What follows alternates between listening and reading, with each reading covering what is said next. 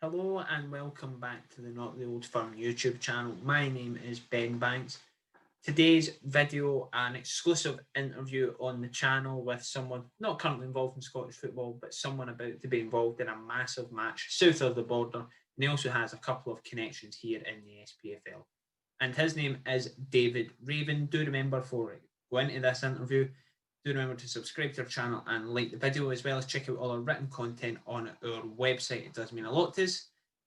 Thanks to David for taking the time to speak to us ahead of a massive build-up month, I suppose, for Marine. They're in the 8th tier of English football, but their FA Cup progress has seen them shock teams along the way from leagues above them, and they have been gifted a glamour tie in the next round of the big domestic cup in England, a match with Tottenham Hotspur, Jose Mourinho's side, who've been flying in the Premier League this season, have been fighting at the top and look quite good for the Premier League title this season, at least one of the teams very much in the running for that.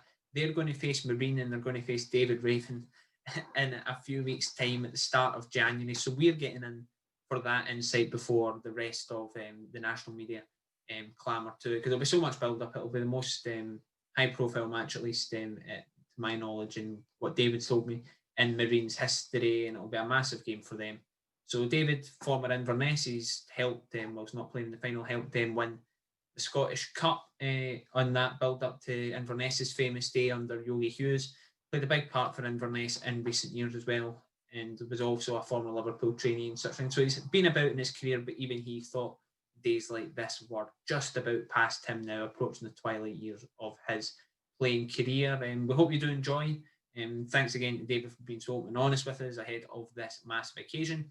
Do remember to subscribe to our channel and like the video. And until next time, take it easy. I'll just get started then. It's been probably a bit of a bizarre few months for you. I mean, I know you're 35, you'd have been dreaming of the Champions League and stuff like that at this age, but did you maybe think games like this were perhaps past you?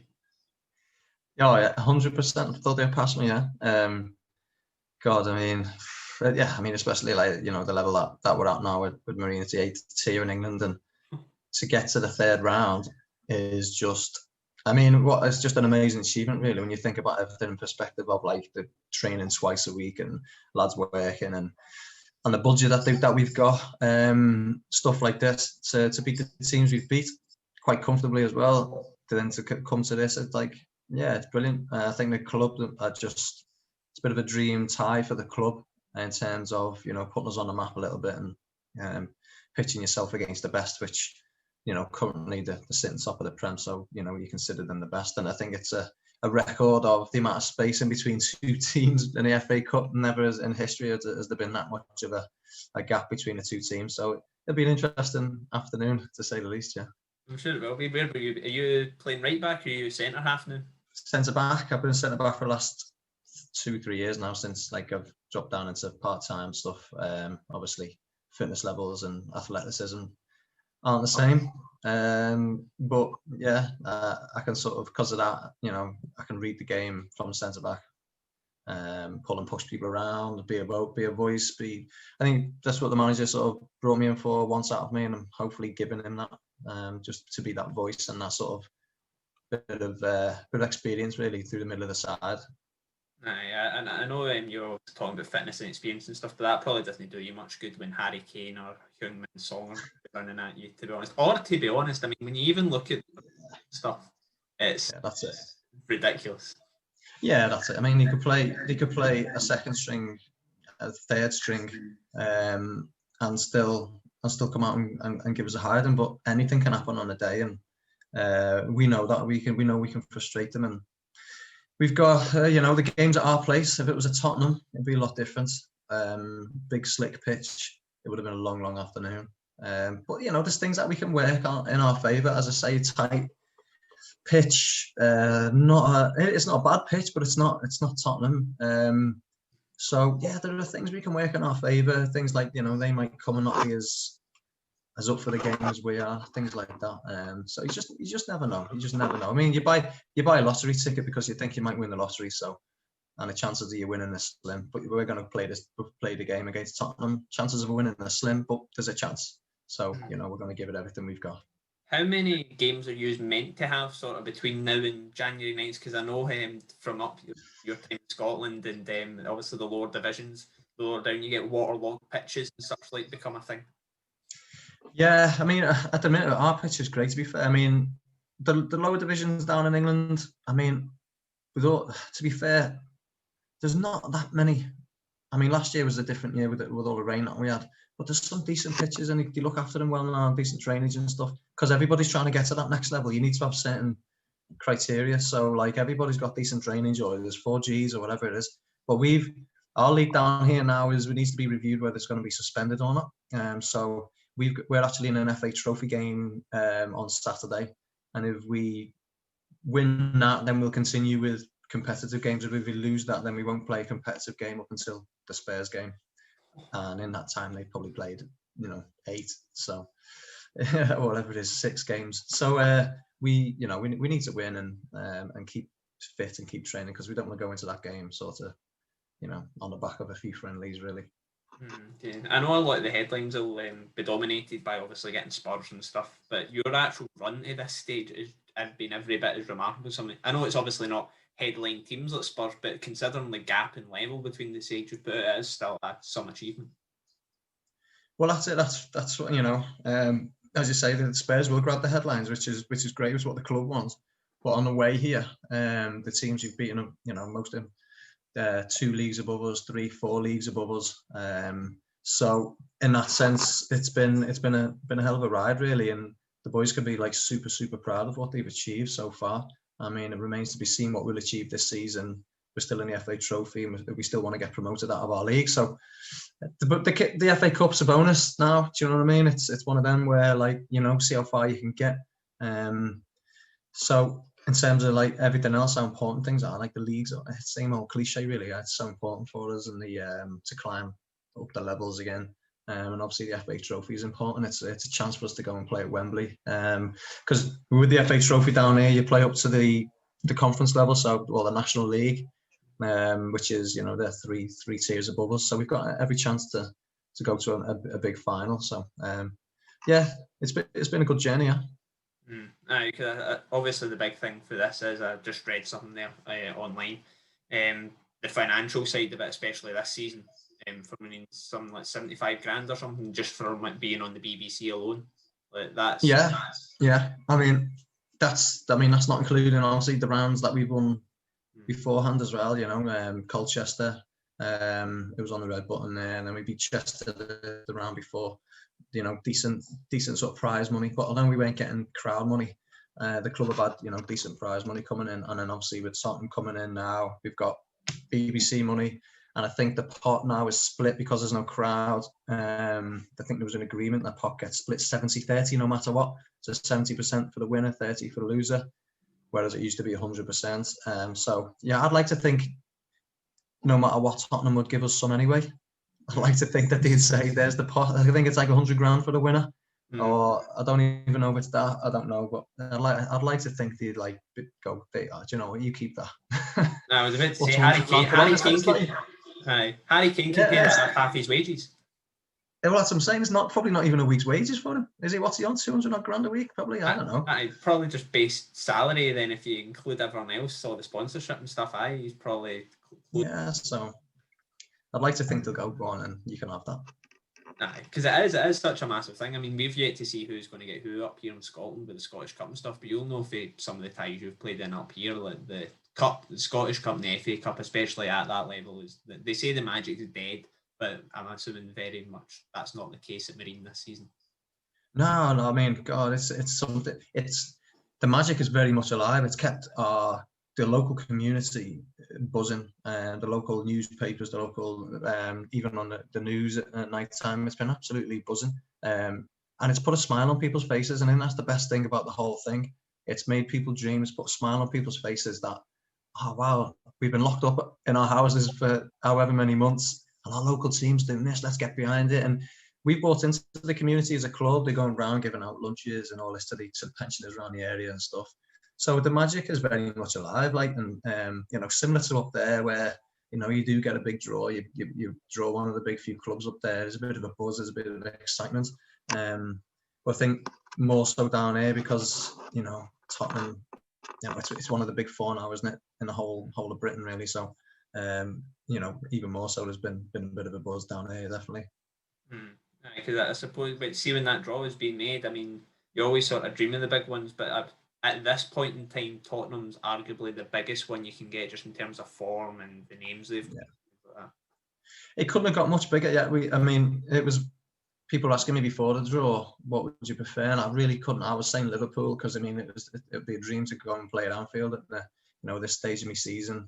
I mean, really, we couldn't have hoped for better at Tottenham. The only one better at Tottenham was Liverpool. And before that, I was thinking, well, do you want that or do you want a beatable team? So, I mean, with all respect, like good sides still, but like the likes of Chorley or a couple of leagues above us, we think, well, take our chances more so against them. And there's a couple of other teams who are knocking around. You think, well, we fancy our chances and try and get through to the fourth round then. But when Tottenham came out of the hat, it was like, oh, that's brilliant. I'll take that. I didn't want a League One club. I didn't want a Fleetwood. I didn't want one of them guys because I just thought, well, it's not, you know. Yeah. It's more for the memories of the rest of the boys, you know, for the younger lads and that. Because they'll remember this for the rest of their career.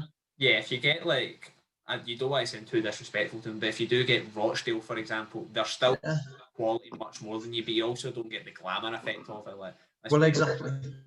Yeah, you can go to Rochdale and you can still get beat 5-0 by Rochdale and not get the glamour. Yeah, so yeah, absolutely, and it gives the players a chance when they're older to say, you know, God, I played against him, and we had this experience and a chance for the club as well to be put on the map, as I said, and the fans to just have that little bit of dream. And to be fair, for anyone who goes and watches, you know, it might be a few kids go down and watch, and you'll be in awe. These kids will be in awe of Harry Kane and Gareth Bale. I'm sure he'll bring a couple down because that's what he does, Mourinho, doesn't he? So I think for that reason alone, I remember being on the terraces as a kid and just being in awe of these guys who I thought were gods. So, you know, if you inspire one or two kids to go and get on a pair of boots and think, right, that's what I want to be. I think that's what really, you talk about magic of the cup. That's what it's about, really. Having these superstars come to the minnows and inspire kids, you know, I think that's what it's all about. Do you use, obviously with fans and stuff, do you get fans for this one, even in small numbers? At the minute, I think they're still in talks at the minute. I think I heard a couple of different figures bandied about 400, 1,600. I don't know. They're looking at the distance from the fans to the pitch for the safety of the players and all that sort of stuff. So, but we've during, you know, just after the lockdown it lifted, we had fans and it was perfectly safe. And so we're trying to say, well, you know, even 400 or 500 in our ground will make a good atmosphere. So, I'd love it if fans were able to be there. It'd be great. I mean, if not, there'll be people on the chimney roofs and around the place anyway. So I was about to say, I looked at photos and stuff of like the ground, the surrounding areas. Even if they're not allowed into the ground, I think you'll still have a good few folk about the place. Yeah, we're surrounded and we're in a little housing estate where, so people, as I say, be sitting on roofs, on shed roofs, and all that. I mean, they were last time when we played Havens. People were sitting on it. I think I saw a picture of a woman with a glass of champagne sitting on her shed last time. So yeah, it'd be good to have them in. That'll be I'm not saying it's going to like deter from Tottenham's goal. Of course, they're going to have the quality over you guys. But I mean, if they come to that and they see women on the roof with the champagne, this like really wee proper local ground, like that's going to be talk to somebody. Well, yeah, you know, I mean, I've said before that like these lads, you know, we get this thing in our head about like Premier League players being pampered. We probably are now, but they've probably come from like tough backgrounds for to get where they are with tough lads and decent, you know, hard backgrounds, a lot of them. So, but they'll come. I'm sure they'll come and think, yeah, that's not for me. I'm not sure about this, maybe. You know, so we're hoping just to play on that little bit of doubt and you know, a little bit of a hostile atmosphere, I suppose. You know, make it as uncomfortable as we possibly can for them. In every single sense. I mean, yeah, the changing rooms aren't what they're used to. Everything's just not what they're used to. So they've got to turn up and put on a show, haven't they? So. Well, you've worked with Yogi Hughes, so I'm assuming Jose Mourinho is a step down for that, so that'll be no bother for you to deal with either. Yeah, big Yogi, yeah, top man, isn't he? I'm just saying that in case he watches this and then he can at least see he's had a wee mention. Oh, right, is that what it, yeah, I'll give you Well, because seeing that we did stuff with John Hughes, when was it, in the summer? Honestly, he went on about you for 5 minutes. I was like, oh, we spoke to David Raymond and stuff last week, and he literally went on for 5-10 minutes about your he's brilliant. ship and stuff and things like that. Do you know what? I've seen a clip of it, and I've texted him since because he said something about me in a cup final, and he mentioned me in the same breath as like a few other people, and he was talking about like there's a few people who are like proper players and all that, and I never realised he thought about me like that when we were together. And I texted him. We've stayed in touch since, and we speak often, and I've asked him bits and bobs and bits of advice and stuff, and that was the highest compliment I've ever received of anyone. I was blown away by it. For someone like him to say that about me, I was like, wow, that is amazing. Something that you don't really think of when you're when you're playing. You know, it's not I want to be known as this or I want to be known as that. You don't. You just play and you just do things, and you know you get judged for it afterwards. But for him to say something like that all these years later, I was like, wow, that's good. You know, and I'm glad he thinks like that. And I know it wasn't the Dani Alves right back that he probably wanted, but at least he respected me in that sense. Yeah. Well, I'm assuming he'll be watching in a few weeks' time. It's going to be weird, obviously. In terms of managers you faced, I know obviously it's quite apt for you because I'm pretty sure it was your debut. One of your first games was against Tottenham. In terms of managers, is this the best or at least well-known manager you've faced up against? Possibly, yeah. Mourinho is well famous, isn't he? Yeah. I mean, who's the manager of Tottenham that day made me debut? I think it was Harry Redknapp. So, I mean, no, I can't remember. I don't know who it was, but yeah, it probably is. Let's be honest. I mean, the man's an absolute superstar, and I think that's the other reason why people want to see. You know, I think we laughed about it the other day. Our manager was laughing his head off because we talked about Mourinho coming to our ground, and he said, "Can you imagine Mourinho walking down here and sitting on a seagull shit on that bench there?" You know what I mean? Jose Mourinho, and we were just wetting ourselves. I mean, it's not. Obviously, we'll give it a wipe before he sits. Well, I'm hoping so. You need to do that with COVID and things like that. But say that again. You'll need to do that with COVID and things like that. We'll have to give everything a wipe. But no, I mean, the ground, we've got the bench. We can't go into the Football League because of the way the ground is. I mean, the dugout is literally like a foot away from the pitch, which is, you know, the regulations won't allow it higher up. But you know, it'd be interesting to listen to him then. You know, I'm interested to see what he's like on the sidelines, to listen to his information, and because I remember obviously playing up against Celtic, Brendan Rodgers, I enjoyed listening to him as much as I used to run after the Celtic players, and like we used to get a doing by Brendan Rodgers' team. It was really interesting listening to him on the sideline. He had they were drilled, like his troops were drilled and knew exactly what they were doing. So it'd be interesting to hear what Mourinho's chat is like. Listen, but as well as that, you might get some Amazon cameras coming down. Somewhat, say again? You might get some Amazon cameras coming down. Amazon? Aye, well, if they're putting together the behind the scenes stuff. Oh yeah. Are they doing it? Are they still doing that? Yeah. See, I don't know because there've been rumours of like a second season going about, but nothing's actually been confirmed. So I suppose you'll get first-hand knowledge whether a big Amazon truck turns down and it's not a parcel for your late Christmas delivery. Then yeah.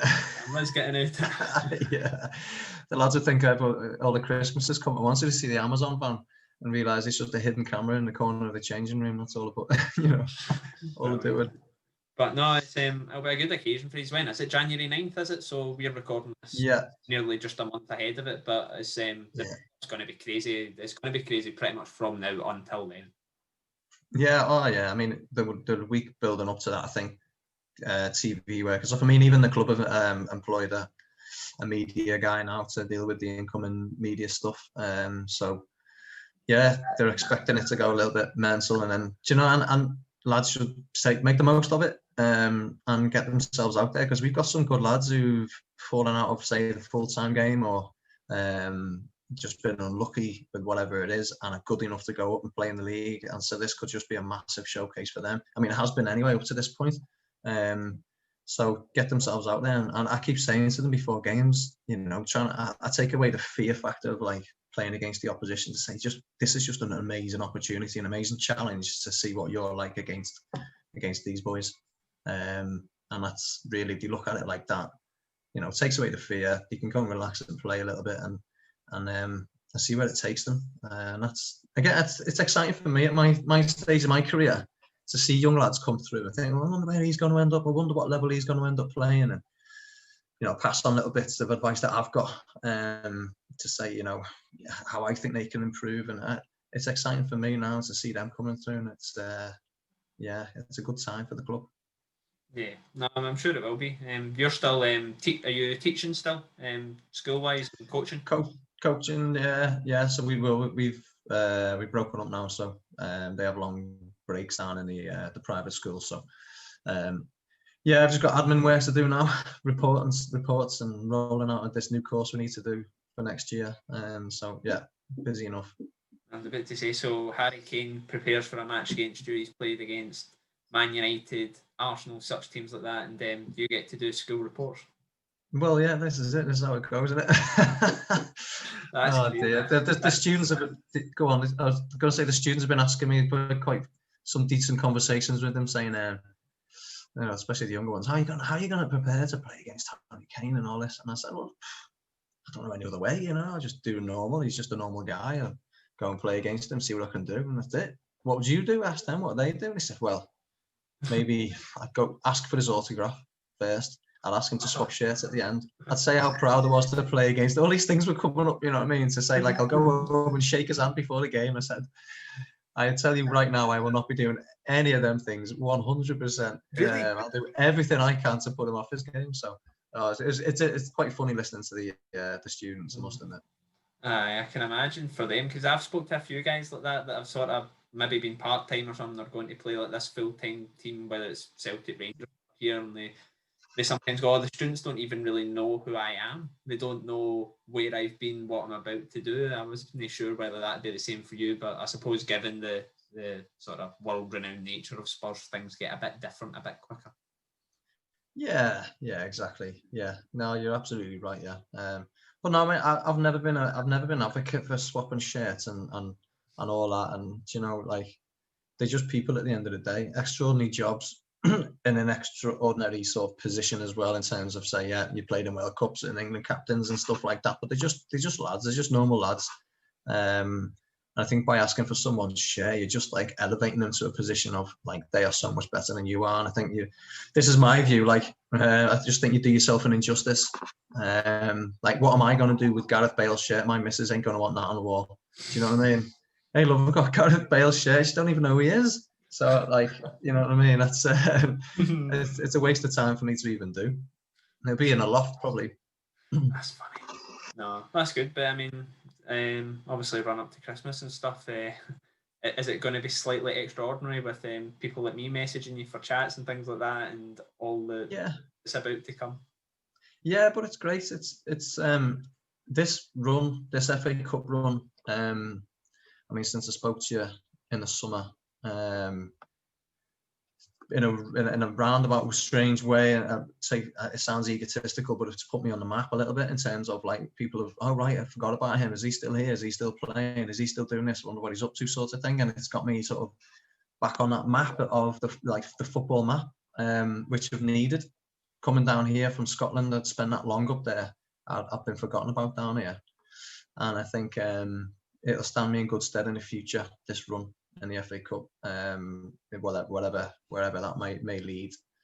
So I'm making the most of people wanting to speak to me, because, you know, a few months ago no one did, and you know, now people saying, oh, he's got a bit of a story to tell now, let's see what it is. And the media have jumped on the story, and I've been flabbergasted by the amount of people who've jumped on my career and said how interesting it is and how they want to speak about it. And whereas, you know, as I say, a few months ago, like, no one was really bothered outside the likes of yourself in Scotland, who knew about us. And so in that sense, this run for me has been brilliant. And, like, you know, the reaction after it, I'm gonna soak it up, because who knows where it might lead. Yeah, because I think people, obviously, I suppose it's just English football and Scottish football type thing, the way it's viewed. Like, I doubt there's many, because I seen your stuff with the Athletic and stuff last week, but I doubt there's many people who know just sort of how big an achievement like going to a Scottish Cup. I know you didn't like playing it and stuff, but like going and helps Inverness to a Scottish Cup victory and stuff, how big that is, and playing in Europe with them and things like that. I don't think sometimes underestimated like how big an achievement stuff like that was. Yeah, well, a lot of people didn't know that, and when I speak about it with the press down here, they like go, "Oh wow, that's great," and especially the Liverpool connection now, like, "Oh, Virgil van Dijk was in that team at Celtic, was he?" And they don't even know that. So I'm like, "Yeah, he scored in that day and whatever it was," and so people down here, like anywhere, are in their own little bubble, and you come down here and everybody's in the Liverpool and Everton and Tranmere bubble, and that's it. Nothing else matters. And it's only like Glasgow. It's only like up there, like Inverness as well. And so yeah, it's been a case of as I say, finding my feet and getting back known again, if you like, in a non, as I say, egotistical way, really. Yeah. Well, in an egotistical way, you can let me know as well once we've done this. But January moves are on the horizon for you, whether you're going to the Championship or the League One and things like that. Yeah. God, yeah. I mean, January. The Championship, imagine 35 will be 36 in March. I think that's a bit too far now. I think my days are done. Put it that way. Brilliant.